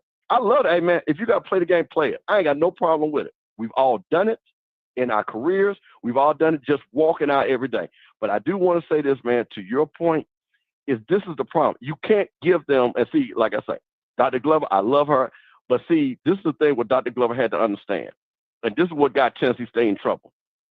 You got to make sure when that money is coming, you got to think ahead. So I'm assuming, from my understanding, with that COVID money, she didn't do like a lot of schools, which I think would have been a better way. Most schools with the COVID money, they gave to the kids that were in school, so they could graduate. Yeah. So you got out of there with less debt. What she tried to do was the reverse. Let me increase the enrollment by giving these freshmen money. But like we all know, that's fool's gold because they didn't have money for year 2 and 3. Yeah. So that's where she got in trouble at. Instead of saying, hey, let me get these kids out of school, which again, if they're graduates, guess what you can do? They become alums, which can give money back to the school. But now you got a bunch of freshmen that are sitting out here that are mad because they can't go back to school. Then they got to go. And guess what they end up? They go into the white school. Yeah. So she had a twofold problem there. So that's the thing. And see, one thing about white men, and we all know this, white men hate black women. And I'm going to tell you this, you need to find that video. Now, Glenda Glover gave them crackers to work. Because they were on that bullshit, because they really was lying on that woman a little bit. Well, a lot, to be honest with you. And them white men, because it went viral, and them white men never forgot that, because she lit into their asses.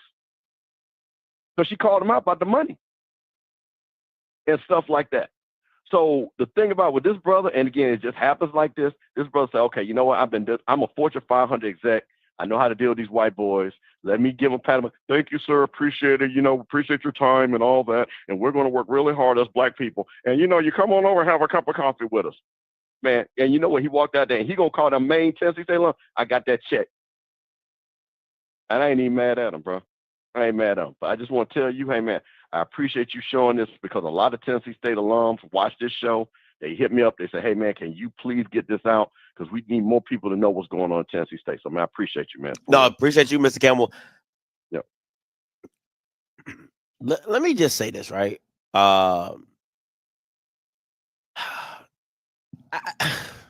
Listen.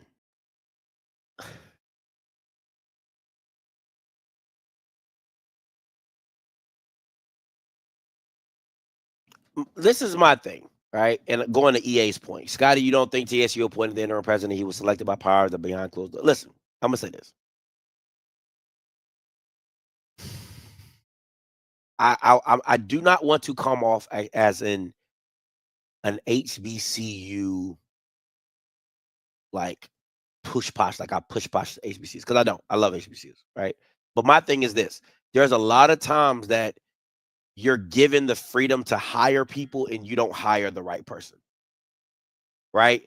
So now you're in a situation to where, granted, he could have been hired by the powers that be, or the White Institute, whatever you're thinking. But is the point of the matter to get your institution back in a great financial situation? Yes. Is he able to do that from the presentation? It looks like another yes to me. So regardless of who hired him, what power is at work, who's pulling the strings, he's doing the job that you're asking him to do, which is keep TSU a separate entity by itself and not be a part of the UT system.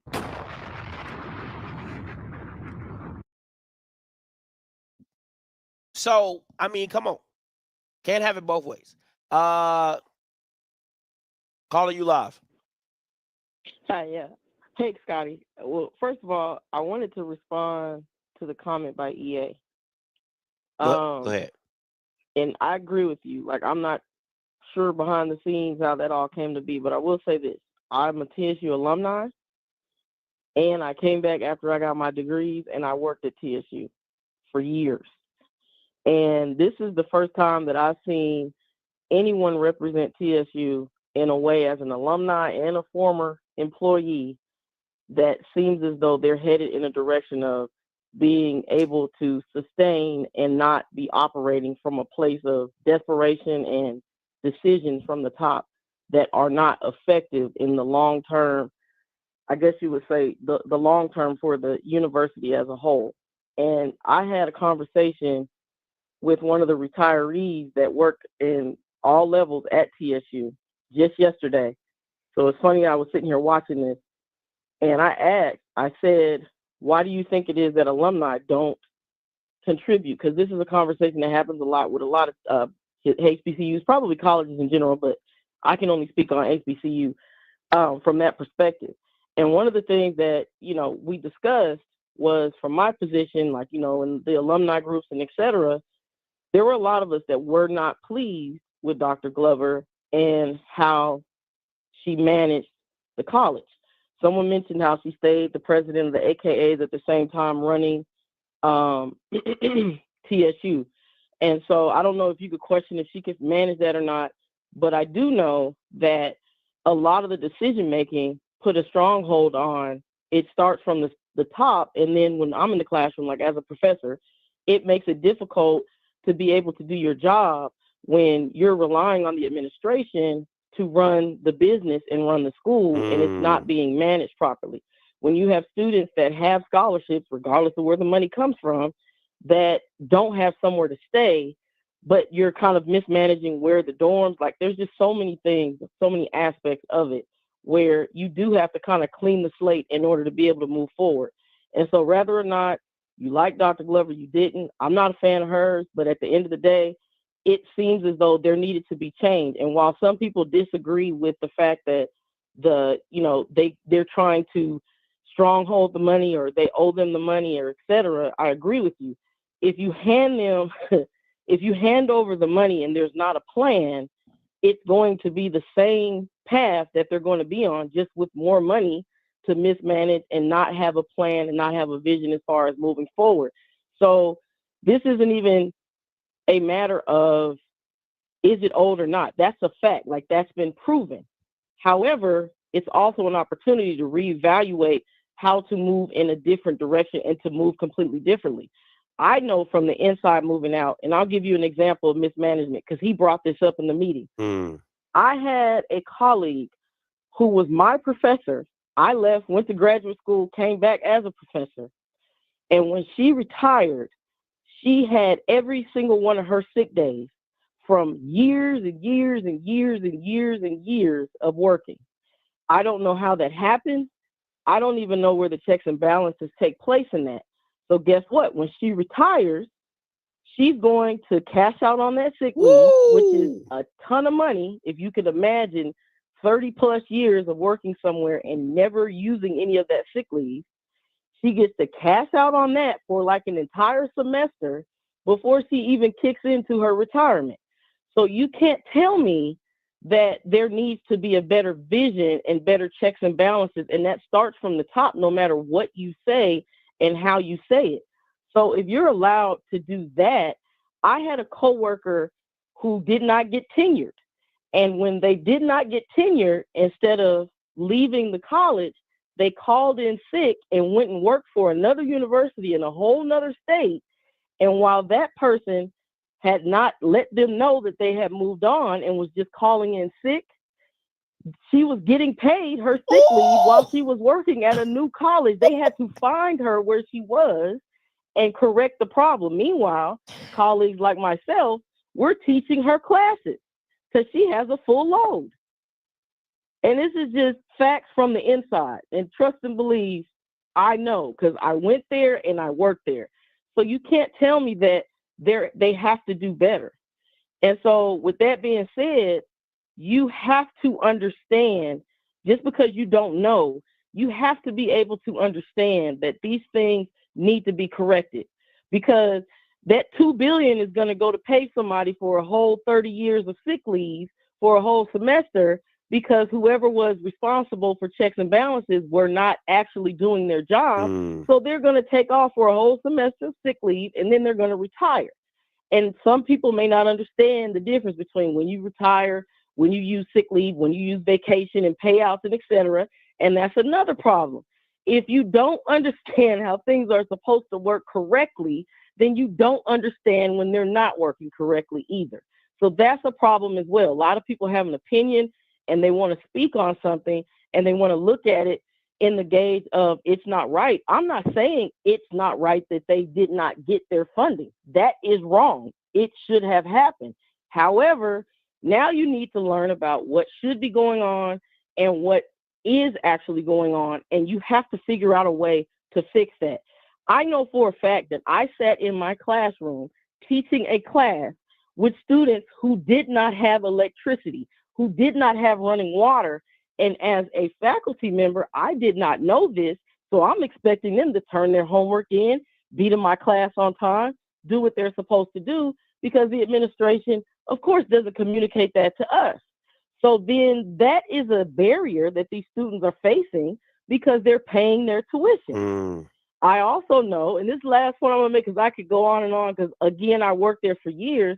I also know that there was a time where, purging, those of you that have been to college before, a purge is when you don't pay your tuition, they boot you out your classes. She went 2 semesters by basically foregoing that purge and allowing students to stay that still have balances. Well, some would say, oh, well, she was just trying to help. It's a problem because when they come back, if they didn't have it the first semester, chances are they're not going to have it the second semester and that second semester of fees, tuition, etc. So guess what? You have a plethora of students that after that free year basically is what it boiled down to, they just left. Where do you recover that money from? Yeah, you don't. How do you recover that money? And so again, I just wish that we had a better understanding, rather we're talking about Black people or just a bigger picture. I'm not saying I agree. I live in Tennessee, so I'm not saying I agree with a lot of things, but I will say it needs a new direction. And while it happened in a place that was wrong, this is a place for them to move in a better direction because it benefits the students, it benefits the faculty, it benefits everyone that's involved. and it allows the college to sustain itself. You can't keep going the way you were going, regardless of what type of money you do or don't have. And so I just wish that people would understand there was a lot of mismanagement, a lot of decisions that were, detrimental that contributed to this. Yes, with less money, but more money doesn't necessarily fix the mindset, It don't. the toxicity, the mismanagement. Thank you so much for the call. I appreciate it, and I hope you start seeing change at your alma mater. I really do. I don't. Do you currently work at TSU or you left? Look, I got kids. Well, thank you for the call. I was just leaving it at that. Thank you for the call. Thank you so much. Appreciate it. Let me say this, right? And this is what I say all the time when it comes to HBCUs. This is what I hear. I'm gonna just tell you what I hear. Well, Scotty, the white institutions do it all the time. The white schools do it all the time. And I'm like, the white schools have a different budget. The white schools have politicians in their back pocket because they're 9 times out of 10, they're probably a graduate, right? Three out of the 4 guys on that council probably either went to UT or wanted to go to UT and didn't go to UT. Probably went to UT Martin, but they're like, I'm a Tennessee Vol through and through. My daddy's daddy went to Vol, and my daddy's daddy was a volunteer. My grandmama was a vol. So they have this lineage, and they have the power and the access to make things shake and move on their behalf.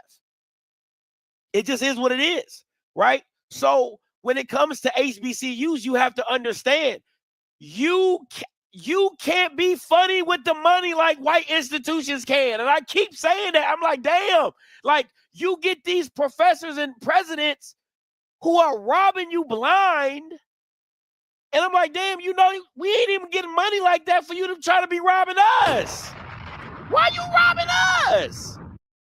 We barely getting by, and you trying to steal from us. That's the stuff that be killing me. You know what I'm saying?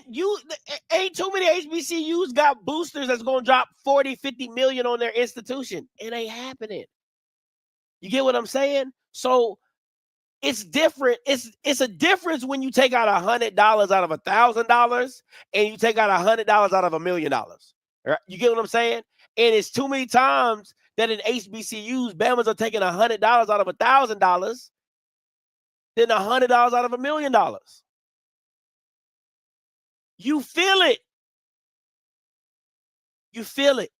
And I just think in certain aspects, in this sense, in this case, I think the powers that be, or the strings that were pulled, or the white guys who, are in the back seat making the decisions, right? I think they got it right with this president, this interim president. I think they did. It just is what it is.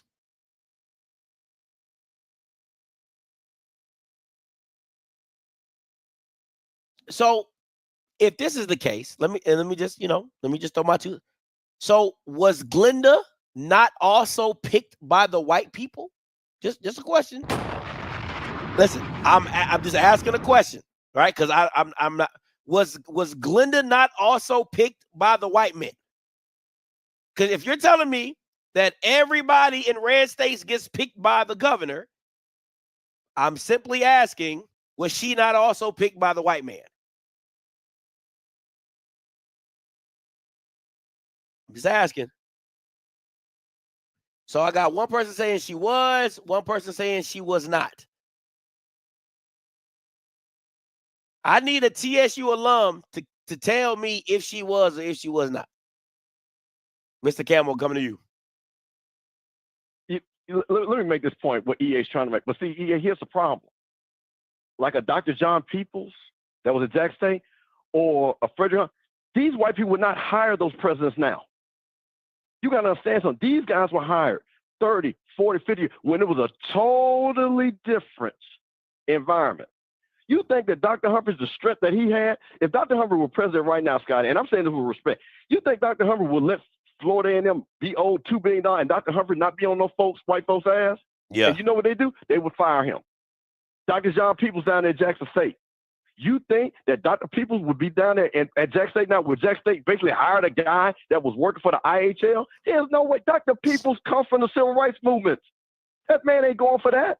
So this is the thing now. The people that EA is talking about that we grew up, yes, those guys were lions. And this goes for every school has those legendary presidents. But in this atmosphere that we're living in, those type of men and women, they're not going to hire them, brother. So stop it. Then Dr. Humphreys would not be hired, and they had nothing to do with Dr. This is because they would not allow a strong black man like Dr. Humphreys to be president. We see it right now. Yeah. We saw it with Larry Robinson. We saw it with Beard. Beard was at the MAGA thing, Scotty, in Washington, D.C. He was at the MAGA thing, bro. You think they're going to hire somebody like Dr. Humphreys now? Yeah. So I want to clean that up. Yeah. So I just want to, because we're being disingenuous if we're not acknowledging what is going on with these hiring processes. So I just had to, put that out there. My question though, Mr. Campbell, and back to what I'm talking about is kind of like, if I don't know if Glover was picked was or was not, I don't know, right? I don't know. But to me, in this situation, they picked. It's not like first of all, they gave you a black guy. Like at the end of the day, that's half the battle. Okay, just they could have put a white man in charge of that joke who went to UT and literally served you up on a platter to get you taken, to get your downtown campus taken. Right? Like they could have played that game if they wanted to play it, right? So they picked this guy and he seems competent enough to do the job. He seems good enough to move between the lines of politics. I don't see how this is a bad thing. I'm just saying in this instance, I feel like they might have gotten it right. Yeah, no, I think, listen, man, for the hand that guy was dealt, and this bro, hey man, I'm pretty sure he's probably a card-carrying Republican. Okay, let's keep it a buck. Yeah. But you know what? I will get. Look, I don't know. Like I say again, I know people tell me I will find out what they really think about him. But from what he presented, it seems like he understands the game is being played. He said, "Listen, I want to get this school back." He's a Tennessee State alum. I think I'm correct. He's a Tennessee State alum, so it's not like he doesn't love that school. Oh, okay? That's what's up. That's even better. And he understands. Like, listen, these white boys came to him and say, "Hey, there, Tucker, we need you to clean up that black mess over there." Hey, no problem. And he got his crew boys saying, "Man, listen, I know how to maneuver these white boys." Now, here's the thing with Dr. Glover. Dr. Glover is a Tennessee State alum. She actually came from Jackson State. So what happened was the position was open. She applied for the position. Dr. Glover has a tremendous resume. So it wasn't like she was not qualified to get that job, okay? Yeah. So again, this is what happened. So they looked at it. They said, hey, she got the resume. Because a lot of times too, especially when she got hired, hey, we're going to put a Tennessee State person in there because that's what they wanted. But Dr. Glover, I mean, listen, I'm not going to even get into did she do right or wrong. But the bottom line was the woman was qualified, and she, like anybody else, she got hired, and they hired her. So they did hire her. She wasn't like coming out of magic thing. So let's be clear on that. So the bottom line is this, man. What I like about this guy, he understands the audience he was talking to. Facts. He knew how to present it. But I'm going to keep saying this. I don't want nobody to go Black Panther, Malcolm X. What I just want is just give us what's due to us. Yeah. And however you got to maneuver. So this is what I was telling AJ, and no disrespect to AJ, because I'm saying this point. But if they owe you $2 billion, they're not going to get $2 billion. At least ask for $1 billion. You know what I'm saying? Yeah. Like, can we do 50 cents on the dollar? Yeah. And I want to say this because I think a lot of people I know it was a very small detail, but I think this is so glaring to who he is. He said, I got a guy who was a CTO of another company. He retired and he's going to assist us for free on what we need to do to get our information technology up to standard. Again, I'm going to keep telling people, and this is for every institution, there are people in your circle that will help your institution just to help. Just to help. All the time. Man, listen, a lot of people, when it comes to academics, and I'm just going to say this, and again, there are a lot of good white people that support Tennessee State, FAMU, Jackson State, North Carolina A&T, because they understand the academic mission. Yeah. They understand it. So what I like about this guy, he said, listen, what we talk about? Resources. So he said, and hold on, but let's also, did you not hear? He said, I can take this, if y'all want me to keep me in this job, you know what I'm saying? I can hang around for a year or two or even longer. So clearly the brother wants the job. He wants the job. The brother's at a point in his life, he said, being a college president is a cool ass job. You know what I'm saying? Mm-hmm.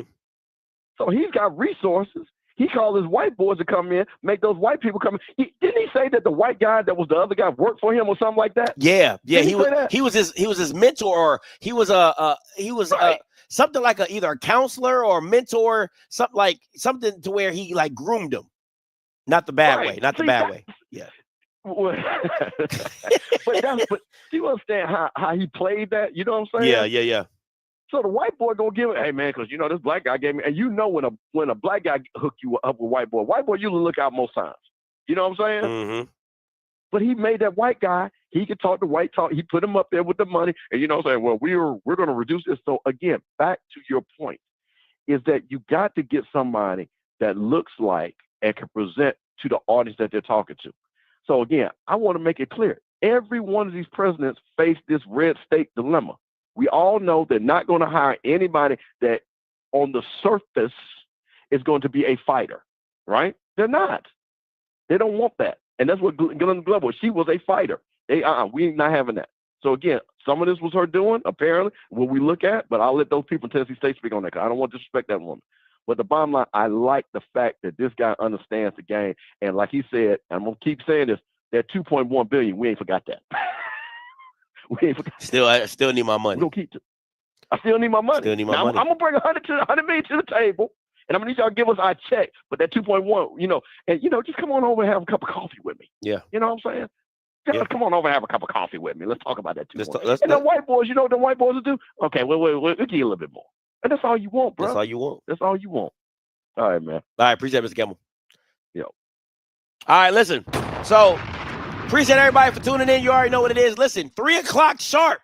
I'm bouncing right back. All right, me, Zoe, coming on the platform talking about the new stunning hire that Delaware State just pulled off with Clinton Portis being the running back coach, and what other possible things are in the works, the mix, all that. All right, listen, until next time, you know what I'm going to do. I'm going to holler. God bless.